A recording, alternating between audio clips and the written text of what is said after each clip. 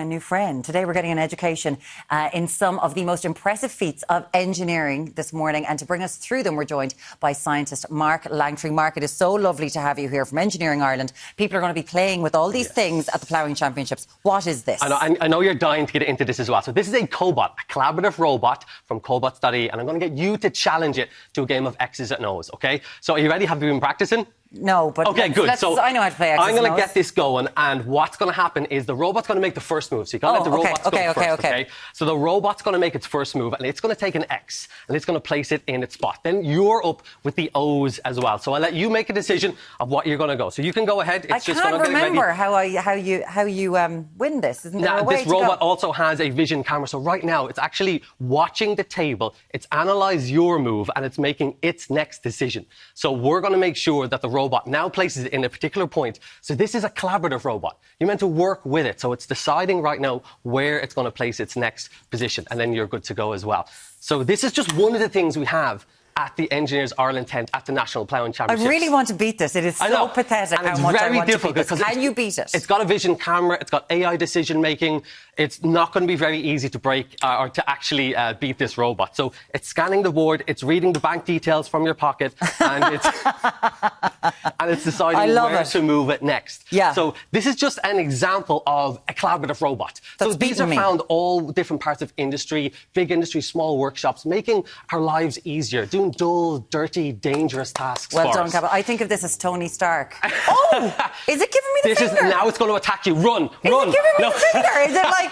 No, it's celebrating. Is it celebrating? It feels like it's going, yeah, I beat you. So this is just a type of the engineering that we're going to have. So these types of robots are used everywhere to make our lives easier. So they can use them processes, packing, sorting, games like this as well. So lots of ways of using automation to make our lives easier, better, safer as well. OK, so there are, you know, the way we hear, like, oh my God, they're taking our jobs. So this is just something to make things easier. It doesn't just play. Like, this is the biggest game of X's and O's I've ever seen in my entire life. This is about working with robots. So they're not here to replace us. They're here to make our lives easier, to make us more productive. And it shows you the collaboration. So I have to give it a touch, that'll signal that it's its turn to go. So it's in assembly lines, manufacturing cars, labs, processing, conveyor belts, sorting parcels. So we don't have to do that dirty, dull, repetitive work. That's incredible with things like this. It's super cool. So it can do a lot more as well. So when they come down to the ploughing, they can pick up stuff. They can challenge it to different games. And they can do loads of different tasks with it, because you can program it to do anything. To do anything that you want. Hopefully it will not give you the finger like it just did me while I tried to defeat It is a robot, so we have to be kind to them. Rude, Cabot. X's and O's. Let's see what Ray has going on. Okay.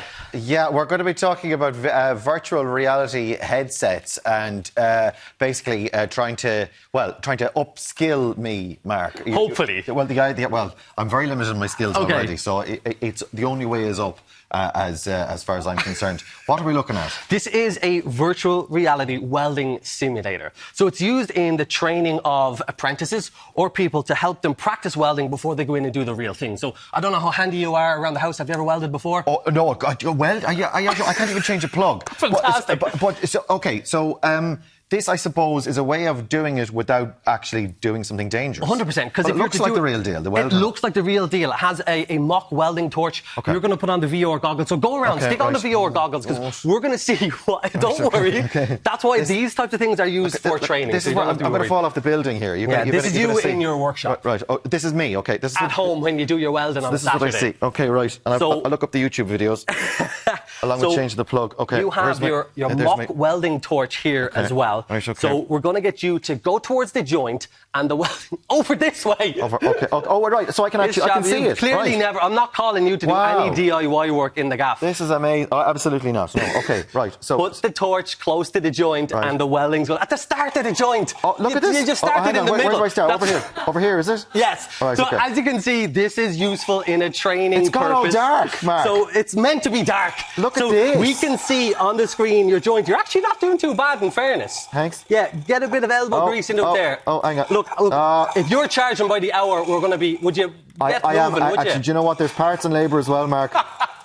So this is brought to us from the Advanced Manufacturing Training Centre of Excellence. They use it to train their apprentices to test out. You don't have to waste materials. I don't know what you're doing. Would you get it closer? What do I need to do? I have no idea. Would you get to the end? I think I'm doing a great job. You're actually doing a fantastic job. I'll weld your mouth shut if you don't give over. One second. Why is it working? Look, is it working? So I'm going to see here. Is that it? That's it. You've done a decent job, Have you turned it off? Have I been disabled? No, you did a decent job. It actually timed out, to be fully honest. I did a fine job in this building, didn't I? You did indeed. Oh my God, my digger down there. Sorry, who's that? We're going to see. You're going to get a score. You got a score of 45 out of 1,000, Ray. 45 out of 1,000. 45 out of 1,000. 45 out of 100 is actually not bad. That's pretty good. All right, okay. So when they're training the apprentices on this, you can see that you can do it many times over and over. You don't have to waste materials, not wasting gas. And it's a way to use technology to help. You're right. I'm fine, yeah. It's so immersive. It is, isn't it? Yeah. The noise. I love the noise as well. It's nice. There is sort of a rumble in There's a haptic feedback as well, just to give you the feel of what it would be like to really weld. So this is the types of things that engineers, firstly, create. Welding is around us everywhere in the world. But then training engineers and future engineers and apprentices, so they're not making sure that they're wasting materials, wasting gas, and you can get or that they make a mistake as well. I'm not happy with that score. That's not bad. It's not bad. I think we'll have to go get a judge's review. We'll come back to this. I'm going to be doing during the ad break. Maureen, what have you got over there? We're all getting annoyed with the robots because they're beating us. We're looking at a 3D printed life-size model of a human heart. Mark is lashing all over the studio. This is a life-size model. This is a 3D printed life-size model taken from an MRI scan of some fella. And this is a real replica of the heart and all the kind of main arteries. The arteries. Of the heart. I know. Like, it's firstly a lot bigger than I can't believe that that's inside of us. But how long does that take to print? It actually takes a very, very long time. So I'm not sure if you've broken any hearts before. Please don't break this one. Oh my God, the dad jokes are coming out now. I won't break this one. Comes to us from the University of Galway. And what, again, they use this for is training doctors or surgeons and engineers and making, firstly, medical equipment that can help us. So this one, what we're going to be doing is inserting a stent into your heart. So you might know someone who's had a stent or had some heart procedures People can have up to 11, 12, 13, 14. Like, people can have a lot of stents. Absolutely. And you're going to see that you don't want to be the doctor trying this for the first time in a human patient. It's amazing. This is practical This is for usage. practical. So where's the stent? So this is, firstly, the guide wire. So there's a stent. This is the guide wire. This is the stent right here. So firstly, look at how small it is. So it's absolutely tiny. This goes inside your body and you fish it in with a guide wire. I can't believe that's the size of a stent. Yeah, okay, absolutely. So what do you do? So I'm going to get you to do it. Okay, all right. So you've no bother. I'm in cardiology here. I watch enough Grey's Anatomy. Come on, McDreamy. Yeah, because that'll stand to you. Oh, totally. This is a guide wire right here. So you can imagine this is the vein in the leg. Yep. And this is fishing this stent all the way up. You want to get the stent right here, so through the aorta into the heart. So this is the guide wire. So you can see it going through the arteries here. So am I using this side? You're going to grab this one. So you grab this one here, and you're going to be fishing the guide wire. The stent would be... The blue one? The blue one, exactly. Yes. And you can't exactly grab that artery there. Sorry, can I not? You can imagine that. This is covered in muscle and tissue, so how difficult it would be to find the correct route. I don't think speed is the name of the game when you're going for this, but I don't want... And this is the aorta, so you want to get it to come up round into the heart. We're going to get it into this... It's gone up the wrong way. This chap is dead now. Right. He's dead. I killed someone. You have time. Thanks, Ray. Thanks for the support. But you can see how difficult you know what? Losing an this excellent always is. feels a lot better than losing when you're putting a stent into someone's heart. Now, these actually have, like, when it comes to stents and heart, there's a huge connection with Ireland. Well, absolutely. So 80% of coronary stents worldwide are made in Galway. 80%. And I think 80% of people in Galway have them. No, you don't, lads, you don't. But that's an amazing you see how I'm stat. killing this? So we're trying to get it around the aorta in here, and you can see how difficult it is. But try out this one as well. So this will be going through one of the wrist here. So you'll see, you're trying to move this upwards into there. So I've killed him on one side. We're going to see how much damage I can do on the other. Yeah, like, is that what's happening? In peace. But this is a biomedical device, and you can see that, firstly, this is how engineers would design kind of different things that help people. So could be a stent, or could be lots of different things that we use in the body to help people. This is little to the left. It's incredible. This is the size, a life-size, a replica of the human heart. It's so amazing. Oh my God. Right, I have just killed someone live on air. That's not good. Yeah. But we're going to get people down to the Ploughing Championships to try out this and get hands-on. Absolutely. You want to be a cardiologist. Ray, you and me, what about Ket? Oh, you're ready to go. Well, you're right. I'm going arm wrestling this yoke. It's very aggressive. It just gave me the finger. I just beat it in the knots and crosses. It's very aggressive. We're doing the arm wrestling next. No sign of Kevin. We've sent up a drone to try and locate him, an interstellar drone. Wait for it, guys. Cue the music, please. Your finest spacewalk.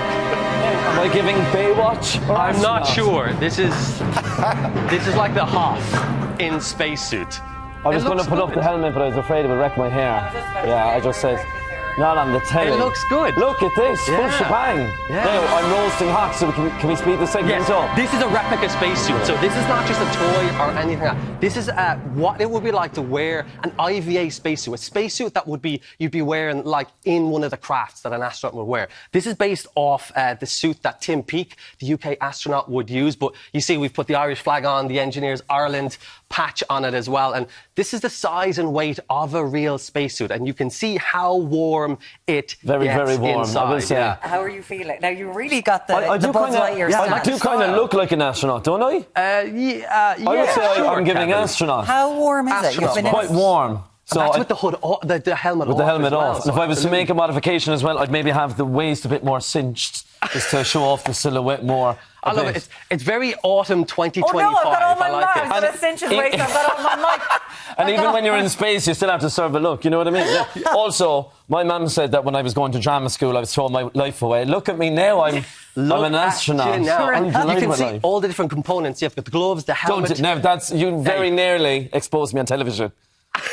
I'm not wearing anything else underneath I this. thought that No, was- that's my flap.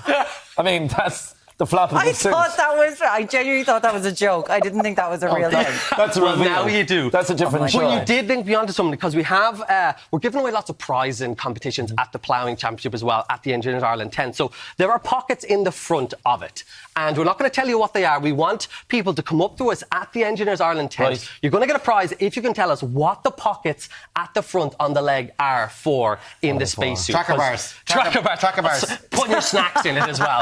Put all wee your bags. snacks in it. Mark, thank you so much Thank for you bringing too. all these fantastic things today. You can see them at the Ploughing Championships. Thanks a million, and you're not You look getting out of that. We'll be back with you very shortly with Heather Hayden on Ireland AM.